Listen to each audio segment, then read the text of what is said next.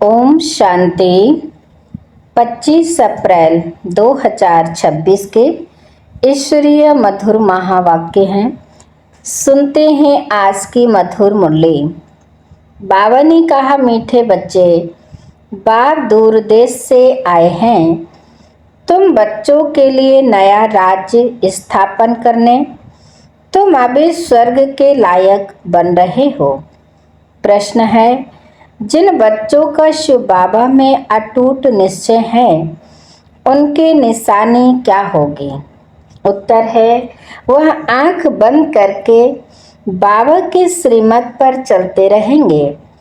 जो आज्ञा मिले कभी ख्याल भी नहीं आएगा कि इसमें कुछ नुकसान ना हो जाए, क्योंकि ऐसे निश्चय बुद्धि बच्चों का रिस्पांसिबल बाप है। उन्हें निश्चय का बल मिल जाता है, अवस्था अडोल और अचल हो जाती है। गीत है, तुम ही हो माता, तुम ही पिता हो। ओम शांति। यह महिमा किसकी सुनी? जिसको सिवाय तुम बच्चों के दुनिया में और कोई जानते नहीं है। यह है ऊंचते ऊंच बाप की महिमा। बाकी जिसकी भी महिमा करते हैं वह फालतू हो जाती है। ऊंचते ऊंच एक ही बाप है, लेकिन बाप की पहचान कौन देवे? खुद आकर आत्मा की और अपनी पहचान देते हैं। कोई भी मनुष्य को आत्मा की भी पहचान है नहीं। बल कहते हैं महान आत्मा, जीव आत्मा। शरीर जब छूट जाता है तो कहते आत्मा निकल जाती है, शरीर मुर्दा हो जाता है। आत्मा अविनाशी है, वह कभी खत्म नहीं होती। आत्मा जो स्टार मिसाइल है वह अति सूक्ष्म है, इन आँखों से देखने में नहीं आती है। कर्तव्य सब आत्मा करती है, परंतु घड़ी घड़ी देह अभिमान में आ जाते हैं तो कहते हैं मैं फलाना हूँ, मैं यह करता हूँ। वास्तव में करती सब आत्मा है, शरीर तो ऑर्गन्स है। यह साधु आदि भी जानते हैं कि आत्मा बहुत सूक्ष्म है, जो भ्रकुटी के बीच में रहती है, परंतु उनको यह ज्ञान नहीं है कि आत्मा में यह पार्ट बजाने के संस्कार है। कोई कहते आत्मा में संस्कार होते नहीं, आत्मा निर्लेप है। कोई कहते संस्कारों अनुसार जन्म मिलता है। मतभेद बहुत है। यह भी किसको पता नहीं कि कौन सी आत्माएं 84 जन्म लेती हैं। तुम जानते हो कि सूर्यवंशियों को ही 84 का चक्र लगाना पड़ता है। आत्मा ही 84 का चक्र लगाए पतित बनती है। उनको अब पावन कौन बनाए? पतित पावन ऊंचते ऊंच एक ही बाप है। उनकी महिमा सबसे ऊंच है। 84 जन्म सब तो नहीं लेते, पीछे आने वाले तो 84 जन्म ले न सके। सब इकट्ठे तो नहीं आते हैं। जो पहले पहले सतयुग में आएंगे, सूर्यवंशी राजे और प्रजा, उनके 84 जन्म होते हैं। पीछे तो मनुष्यों के बहुत वृद्धि होती है ना। फिर कोई के 83, कोई के 80 जन्म होते हैं। वहाँ सतयुग में तो पूरी 150 वर्ष आयु होती है। कोई जल्दी मर ना सके, यह बातें बाप ही बैठ समझाते हैं। अब कोई परमपिता परमात्मा को नहीं जानते हैं। बाप कहते हैं कि जैसे तुम्हारी आत्मा है वैसे मेरी भी आत्मा है। तुम सिर्फ जन्म मरण में आते हो, मैं नहीं आता हूँ। मुझे बुलाते भी तब हैं जब पतित बनते हैं। जब बहुत दुखी हो जाते हैं तब बुलाते हैं। इस समय तुम बच्चों को शिव बाबा पढ़ा रहे हैं। कोई पूछते कि यह कैसे माने कि परमात्मा आते हैं, तो उन्हों को समझाना है कि सब पुकारते हैं, हे पतित पावन आओ। अब वह है निराकार, उनको अपना शरीर नहीं है। आना भी है पतित दुनिया में, पावन दुनिया में तो नहीं आएंगे। ऐसे समझाना चाहिए। यह भी समझाना है कि परमात्मा इतना छोटा है जैसे आत्मा छोटी है, परंतु वह है मनुष्य सृष्टि का बीज रूप नॉलेजफुल। बाप कहते हैं कि तुम मुझे परमपिता परमात्मा कहते हो, पुकारते हो तो जरूर आएंगे ना।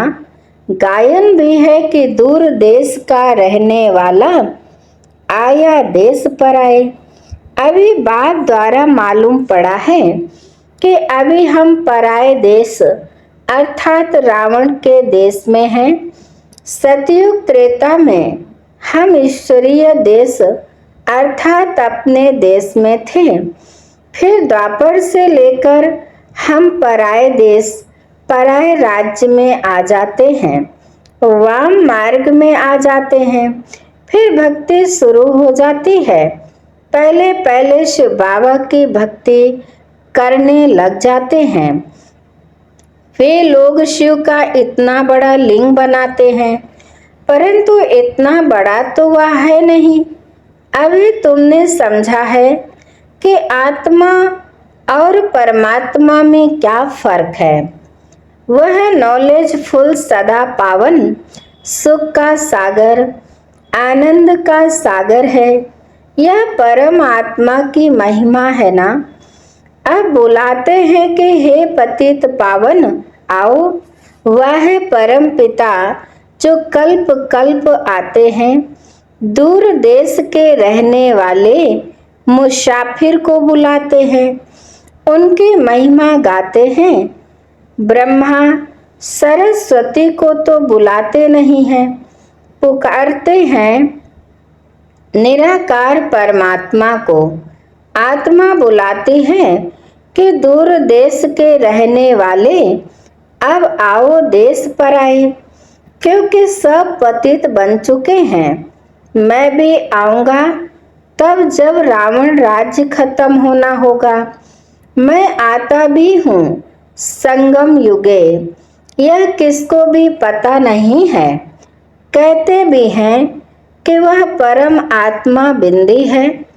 आजकल फिर कहते हैं आत्मा सो परमात्मा, परमात्मा सो आत्मा, आत्मा सो परमात्मा हो न सके। आत्मा परमात्मा दोनों अलग अलग हैं, रूप दोनों का एक जैसा है, परंतु आत्मा पतित बनती है। 84 जन्मों का पाठ बजाना पड़ता है। परमात्मा जन्म मरण रहित है। अगर आत्मा सो परमात्मा कहते तो क्या सतो प्रधान परमात्मा तमो प्रधान में आते हैं? नहीं, यह तो हो न सके। बाप कहते हैं कि मैं आता हूँ सर्व आत्माओं की सर्विस करने। मेरा जन्म भी नहीं कहा जाता। मैं आता ही हूँ नरकवासियों को स्वर्गवासी बनाने। पराये देश में आए हैं अपना स्वर्ग स्थापन करने। बाप ही आकर हमको स्वर्ग का लायक बनाते हैं। यह भी समझाया है कि और आत्माओं का पार्ट अपना अपना है। परमात्मा जन्म मरण रहित है, आते भी जरूर हैं। तब तो शिवरात्रि मनाते हैं, लेकिन वह कब आए यह कोई नहीं जानते। ऐसे ही शिव जयंती मनाते आए हैं, जरूर संगम पर आए होंगे स्वर्ग स्थापन करने, पतितों को पावन बनाने। जरूर संगम पर आएंगे ना। पावन सृष्टि है स्वर्ग कहते हैं, पतित पावन आओ। फिर जरूर पतित दुनिया के विनाश का समय होगा, तभी पावन दुनिया स्थापन करेंगे। युगे युगे तो नहीं आते। बाप कहते हैं मुझे संगम पर ही आकर पतित दुनिया को पावन बनाना है। यह पराया देश है, रावण का देश, परंतु यह कोई मनुष्य थोड़े ही जानते कि रावण का राज्य चल रहा है। कब से यह रावण राज्य शुरू हुआ, कुछ भी पता नहीं। पहली पहली मुख्य बात आत्मा और परमात्मा का राज समझाना है। फिर समझाना है कि वह कल्प के संगम युग पर आते हैं पावन बनाने। यह काम उनका ही है ना, कि श्री कृष्ण का। श्री कृष्ण तो खुद ही 84 जन्म ले नीचे उतरते हैं। सूर्यवंशी सब नीचे उतरते हैं। झाड़ आधा ताजा आधा पुराना थोड़े ही होगा। जर्जरी भूत अवस्था सबकी होती है। कल्प के आयु का भी मनुष्यों को पता नहीं है। शास्त्रों में लंबी चौड़ी आयु दे दी है। यह बाप ही बैठ समझाते हैं, इसमें और प्रश्न उठ ना सके। रचता बाप सच ही बोलते हैं। हम इतने बीके हैं, सब मानते हैं तो जरूर हैं, तब तो मानते हैं। आगे चल जब निश्चय होगा तो समझ में भी आ जाएगा।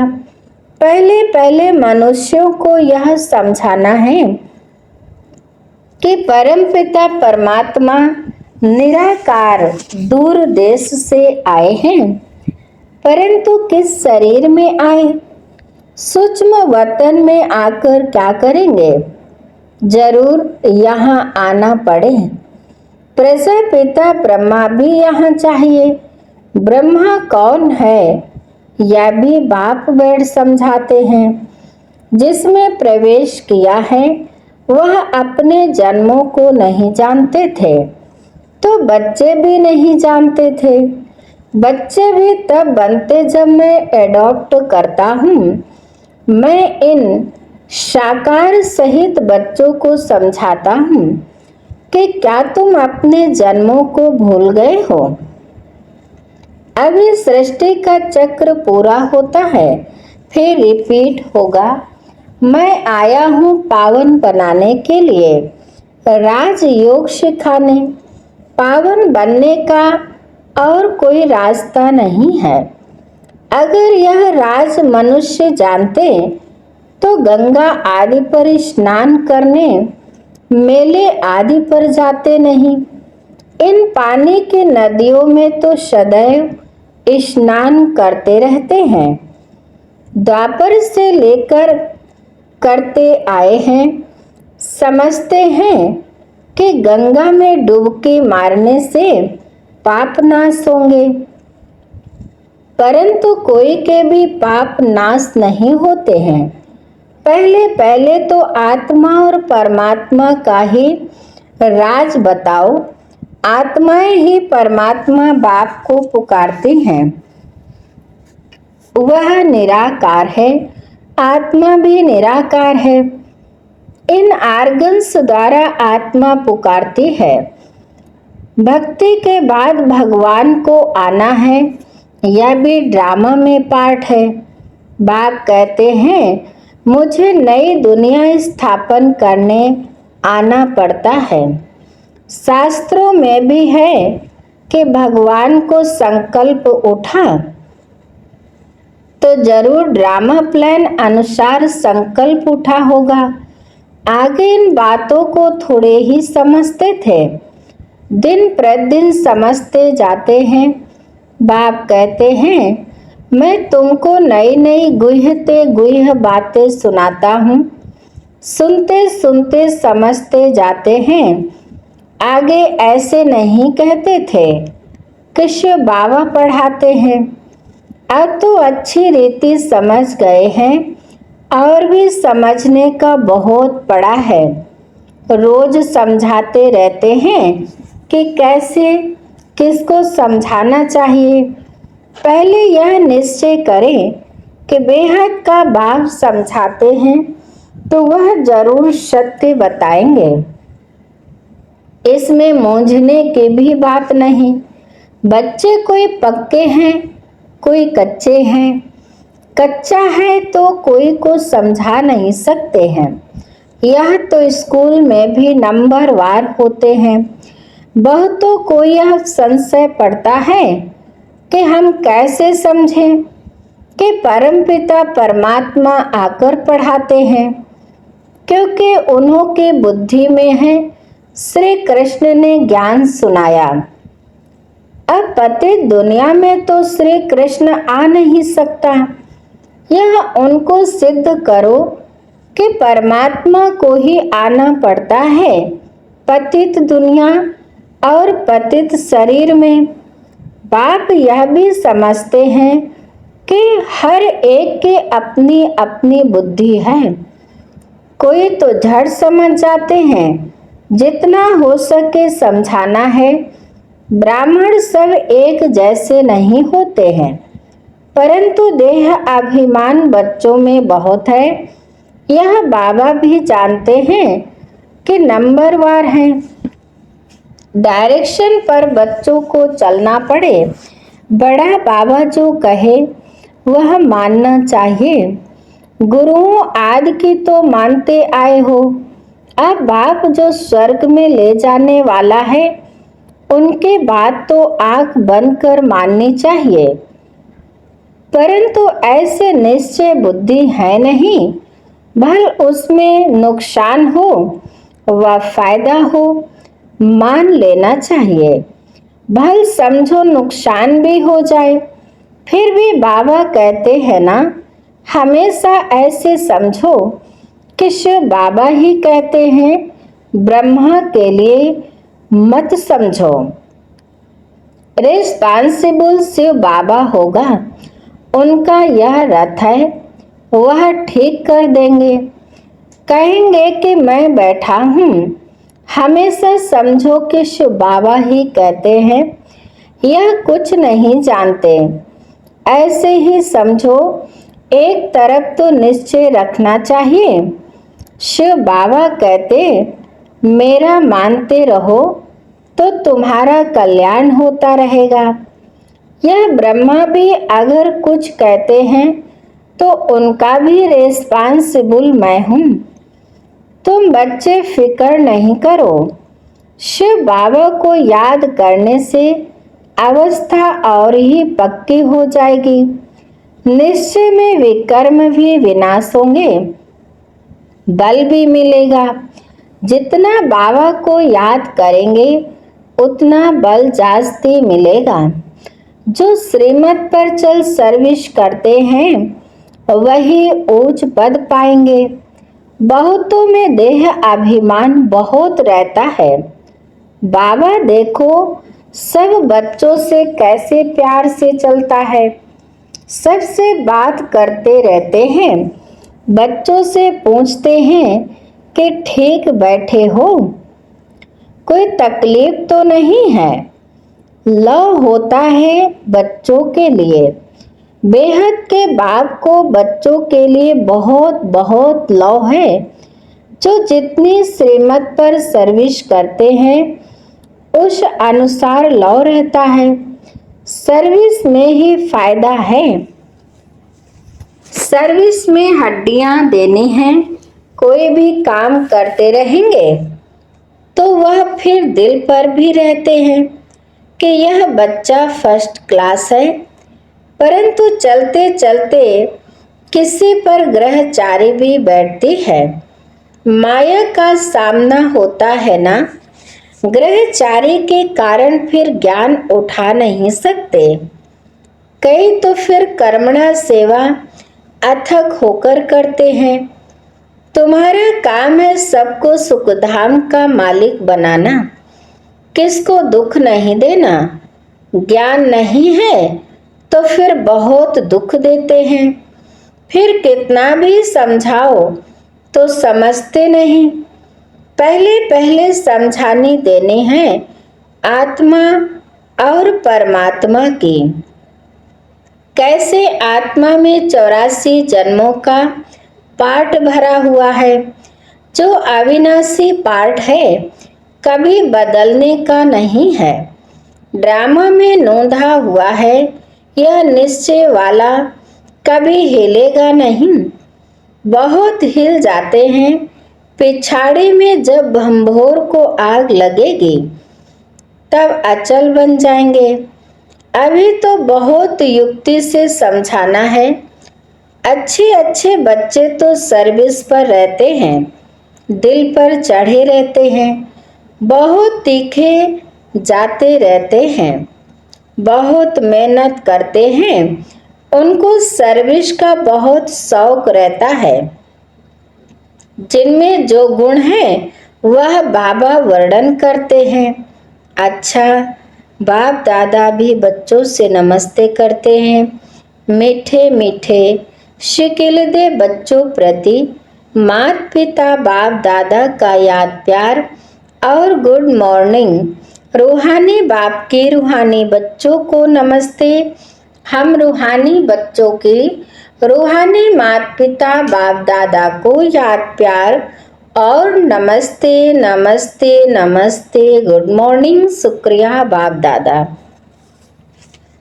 धारणा के लिए मुख्य सार नंबर 1, सर्विस में हड्डियां देनी है। किसी भी बात में संशय नहीं उठाना है। सबको सर्विस से सुख देना है, दुख नहीं। नंबर 2, निश्चय के बल से अपनी अवस्था को अडोल बनाना है। जो श्रीमत मिलती है उसमें कल्याण समाया हुआ है। क्योंकि रेस्पॉन्सिबल बाप है, इसलिए फिक्र नहीं करना है। वरदान, योग युक्त स्थिति द्वारा सूक्ष्म व कड़े बंधनों को क्रॉस करने वाले बंधन मुक्त भव। योग युक्त स्थिति द्वारा सूक्ष्म व कड़े बंधनों को क्रॉस करने वाले बंधन मुक्त भव। विस्तार है, योग युक्त के निशाने हैं बंधन मुक्त। योग युक्त बनने में सबसे बड़ा अंतिम बंधन है स्वयं को समझदार समझकर श्रीमत को अपने बुद्धि की कमाल समझना, अर्थात श्रीमत में अपनी बुद्धि मिक्स करना, जिसे बुद्धि का अभिमान कहा जाता है। नंबर 2, जब कभी कोई कमजोरी का इशारा देता है अथवा बुराई करता है, यदि उस समय जरा भी व्यर्थ संकल्प चला तो भी बंधन है। जब इन बंधनों को क्रॉस कर हर जीत निंदा स्तुति में समान स्थिति बनाओ, तब कहेंगे संपूर्ण बंधन मुक्त। स्लोगन है, पहले सोचना फिर करना। यही ज्ञानी तो आत्मा का गुण है। पहले सोचना फिर करना, यही ज्ञानी तो आत्मा का गुण है। अच्छा, आज की मुरली के अव्यक्त सारे हैं, सुनते हैं। महान बनने के लिए मधुरता और नम्रता का गुण धारण करो। जैसे अनजान बच्चा नुकसान वाली चीज को खिलौना समझता है तो उसे कुछ देकर छुड़ाना पड़ता है। ऐसे जो अल्पकाल का मान शान व अल्पकाल की इच्छा रखते हैं, उन्हें मान देकर स्वयं निर्माण बन जाओ। उस समय यदि उन्हें शिक्षा देंगे तो टकराव पैदा होगा। इसलिए ऐसे समय पर युक्ति युक्त चलन से परोपकारी बन क्षमा भाव से सम्मान देकर पहले उन्हें समझदार बनाओ, जिससे वह स्वयं महसूस करे कि यह बात नुकसान कारक है। अच्छा, आज की मुरली यहीं पर समाप्त होती है। मीठे मीठे प्यारे प्यारे बाप दादा को दिल से बहुत बहुत शुक्रिया। आप सभी महान आत्माओं को भी दिल से शुक्रिया। ओम शांति शांति।